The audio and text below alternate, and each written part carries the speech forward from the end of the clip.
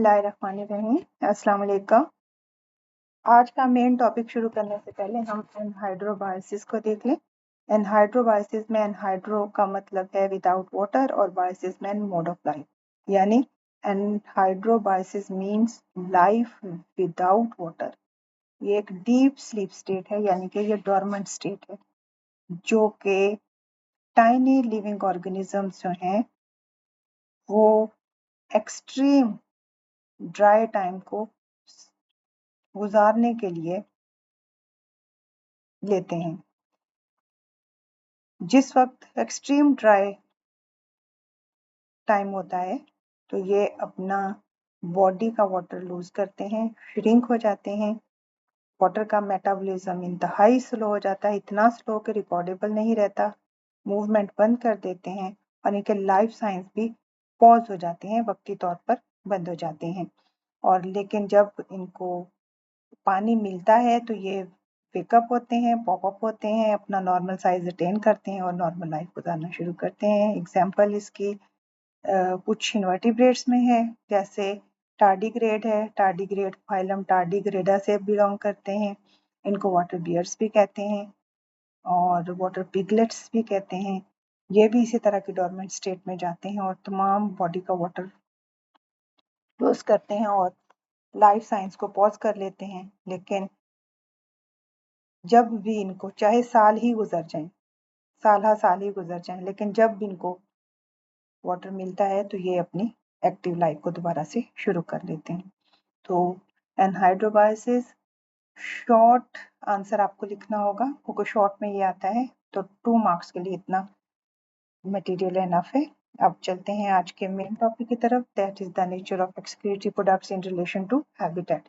Different habitats में रहने वाले एनिमल्स कैसी एक्सक्रीटरी प्रोडक्ट्स प्रेफर करते हैं बनाना, जिसको वो अपनी बॉडी से एक्सक्रीट आउट कर सकें। तो ऑस्मो रेगुलेशन और मेटाबॉलिक वेस्ट का रिमूवल साइड बाय साइड चलता है। ऑस्मो रेगुलेशन के अगर वाटर ज़्यादा है बॉडी में तो मेटाबॉलिक वेस्ट का रिमूवल ज़्यादा पानी के साथ होगा, और अगर वाटर की अवेलेबिलिटी बहुत कम है तो मेटाबॉलिक वेस्ट का रिमूवल जो है वो कम पानी के साथ होगा। तो इस तरह osmo regulation is coupled with the removal of metabolic waste from the body. अब मेन मेटाबॉलिक वेस्ट जो एक्सक्रीटरी नेचर की हैं वो नाइट्रोजनस वेस्ट हैं, जो प्रोटीन और न्यूक्लिक एसिड के मेटाबॉलिज्म से बनती हैं और इनको एक्सक्रीट किया जाता है पानी के साथ। ये पानी में एज अ सोल्यूट रहते हैं, पानी सॉल्वेंट, और ये नाइट्रोजनस वेस्ट सोल्यूट के तौर पर, और ये वाटर सोल्यूट जो है बॉडी से एक्सक्रीट आउट किए जाते हैं। 3 मेन नाइट्रोजनस वेस्ट हैं, जिसमें अमोनिया है, यूरिया है और यूरिक एसिड है। सबसे पहले अमोनिया देख लेते हैं। अमोनिया का फॉर्मूला आप अच्छे से देख लें। तो जब अमाइनो एसिड और न्यूक्लिक एसिड का मेटाबॉलिज्म होता है तो डीअमाइनेशन होती है, यानी कि अमाइनो ग्रुप रिमूव होता है, और ये अमाइनो ग्रुप जो है ये प्रोटॉन के साथ मिलकर अमोनिया बनाता है। और आपको पता है मेन मेटाबॉलिक स्टेशन हमारा लिवर है, तो ये अमोनिया लिवर में बनता है। लिवर में ये अमोनिया मेटाबॉलिक प्रोसेसेस को बुरी तरह मुतासर करता है अगर ये ज्यादा तादाद में वहां पर, ज्यादा मिकदार में वहां पर हो, क्योंकि ये हाईली टॉक्सिक है, इसलिए इसको फौरन बॉडी से एक्सक्रीट आउट होना है। तो 1 ग्राम अमोनिया को 500 ml वाटर में डिसॉल्व किया जाता है। ये डाइल्यूशन इसलिए की जाती है कि टॉक्सिक, हाईली टॉक्सिक अमोनिया को नॉन टॉक्सिक लेवल तक ले आया जाए, और इतनी डाइल्यूशन पर लाकर अमोनिया को बॉडी से बाहर निकाल दिया जाता है। अब देखें 1 ग्राम के लिए अगर 500 मिलीलीटर वाटर की ज़रूरत है, 500 मिलीलीटर वाटर की ज़रूरत है, तो ये तो बहुत ज़्यादा पानी है। तो ये किसी ऐसे हैबिटेट में ही पॉसिबल है जहाँ पर पानी की अवेलेबिलिटी जो है वो सफिशेंट हो। तो बिल्कुल समझ में आती है बात। तो जितने भी वाटर बॉडीज में रहने वाले एनिमल्स हैं वो प्रेफर करते हैं अमोनिया को बॉडी से एज इट इज निकालना, क्योंकि अमोनिया की कन्वर्जन अगर किसी दूसरे नाइट्रोजनस वेस्ट प्रोडक्ट में करते हैं तो एनर्जी का इस्तेमाल होता है। तो इस एनर्जी को सेव करने के लिए वो अमोनिया को बहुत ज़्यादा पानी के साथ, यानी कि 1 ग्राम अमोनिया को 500 मिलीलीटर पानी के साथ बॉडी से निकाल देते हैं। और वो अफोर्ड भी करते हैं इसको, क्योंकि चाहे एनिमल फ्रेश वाटर में हो, चाहे एनिमल मैरीन वाटर में हो, तो वाटर की अवेलेबिलिटी उनके लिए प्रॉब्लम नहीं है। प्लेंटी ऑफ वाटर उनको अवेलेबल है, तो वो अमोनिया को एज इट इज बहुत ज़्यादा डाइल्यूट करके नॉन टॉक्सिक लेवल पर लाकर बॉडी से बाहर निकाल देते हैं। वो एनिमल जो अमोनिया को डायरेक्टली बॉडी से एक्सक्रीट आउट करते हैं उनको हम मोनोटैलिक कहते हैं। और मोनोटैलिक एनिमल्स में ये एग्जाम्पल्स आपने याद रखनी है, ये एमसीक्यूज में पूछी जा सकती हैं कि प्रोटोजोन्स क्या हैं, स्पॉन्जेस क्या हैं, सिलेंट्रेट्स क्या हैं, अपनी एक्सक्रीटरी प्रोडक्ट्स के एक्सक्रीशन के हिसाब से। तो ये सारे के सारे मोनोटैलिक हैं। नेक्स्ट जो है दैट इज द यूरिया। अब टेरेस्ट्रियल एनिमल्स के लिए पॉसिबल नहीं है कि वो अमोनिया को एक्सक्रीट करें, क्योंकि उनके पास इतना ज़्यादा पानी नहीं है। टेरेस्ट्रियल एनिमल के लिए सबसे बड़ा चैलेंज ही वाटर कंजर्वेशन है। पानी की इतनी कम अवेलेबिलिटी पर वो अफोर्ड नहीं करते कि वो अमोनिया को अपनी बॉडी से निकालें।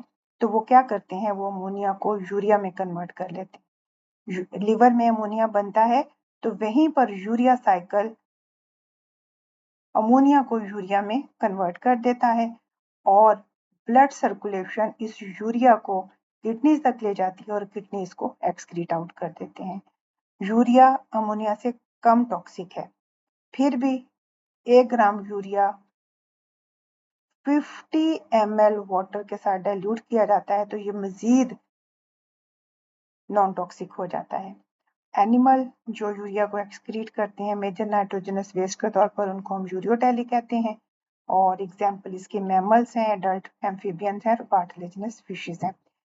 जो लार्वल एम्फीबियंस हैं वो पानी में होते हैं, तो पानी में फिर वो मोनोटैलिक ज़्यादा होंगे एज कम्पेयर टू यूरियोटैलिक। तो लार्वल एम्फीबियन है मोनोटैलिक होंगे और एडल्ट एम्फीबियन जो है वो यूरियोटैलिक होंगे। ये आपने याद रखना है, ये एमसीक्यूज में पूछा जा सकता है कि देखना है आपने एमसीक्यू को उन्होंने एडल्ट एम्फीबियंस का पूछा है या लार्वल एम्फीबियन का पूछा है। याद रखिएगा लार्वल एम्फीबियन मोनोटैलिक होंगे और एडल्ट एम्फीबियन जो है वो यूरोटैलिक होंगे। आगे चलते हैं, तो हमारा तीसरा एक्सक्रीटरी प्रोडक्ट जो है वो यूरिक एसिड है। अब ये और भी हार्श कंडीशन हो गई, जैसे डेजर्ट्स हैं, बिल्कुल पानी की अवेलेबिलिटी बहुत ही प्रॉब्लम है और एक्सट्रीम वाटर डेफिशिएंसी में एनिमल्स जो हैं वो अमोनिया तो बिल्कुल ही अफोर्ड नहीं करते, वो यूरिया भी एक्सक्रीट आउट करना अफोर्ड नहीं करते।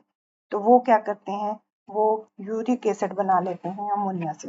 अमोनिया कन्वर्ट हो जाता है यूरिक एसिड में, और वो लेकिन फिर मैंने आपको जैसे पहले बताया कि इस कन्वर्जन में बहुत सारी एनर्जी यूज होती है। यूरिक एसिड यूरिया से भी कम टॉक्सिक है, इसलिए इसको बॉडी से निकालने के लिए पानी की इतनी ज़रूरत नहीं होती। जस्ट 1 मिलीलीटर वाटर जो है वो 1 ग्राम यूरिक एसिड को बॉडी से बाहर निकाल देता है। ये सेमी सॉलिड जो एक्सक्रीटा है, इसमें यूरिक एसिड प्रेसिपिटेटेड फॉर्म में होता है और यूरिक एसिड जो है वो पानी में भी लेस सॉल्युबल है। ह्यूमन आगे डिस्कस करते हैं, छोड़ें इसको। और एनिमल्स जो एक्सक्रीट करते हैं यूरिक एसिड को, उनको यूरिकोटैलिक कहते हैं। रेप्टाइल और बर्ड्स इनकी एग्जाम्पल्स हैं। नेक्स्ट, ह्यूमन की बात की मैंने, ह्यूमन जो है वो यूरियोटैलिक है, यूरिया एक्सक्रीट आउट करते हैं। ह्यूमन जो है वो यूरियोटैलिक हैं, यूरिया एक्सक्रीट करते हैं, याद रखिएगा। लेकिन वो uric acid in small amount में भी यूरिन में एक्सक्रीट करते हैं। उनके यूरिन में यूरिक एसिड बहुत कम मिकदार में होता है। यूरिक एसिड प्यूरिन्स का की ब्रेकडाउन का बाय प्रोडक्ट है। प्यूरिन का कैटाबॉलिज्म होता है तो uric acid as a by product बनता है। और प्यूरिन हमारी खाने में मौजूद होता है, जैसे मीट में और कुछ वेजिटेबल्स में जिसमें पालक वगैरह आती है, तो ग्रीन पत्तों वाली सब्जियां।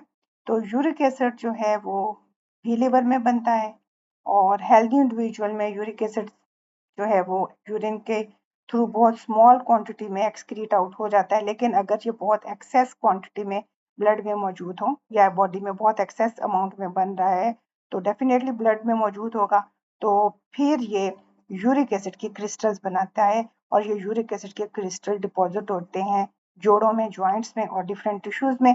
और जब ये ज्वाइंट्स में जो है यूरिक एसिड के क्रिस्टल डिपॉजिट होते हैं तो वहां पर एक पेनफुल कंडीशन बनाते हैं, और ये बीमारी जो यूरिक एसिड के क्रिस्टल्स की ज्वाइंट में इकट्ठे होने की वजह से अ, होती है, उसको हम गाउट कहते हैं। गाउटी आर्थराइटिस का नाम आपने सुना होगा।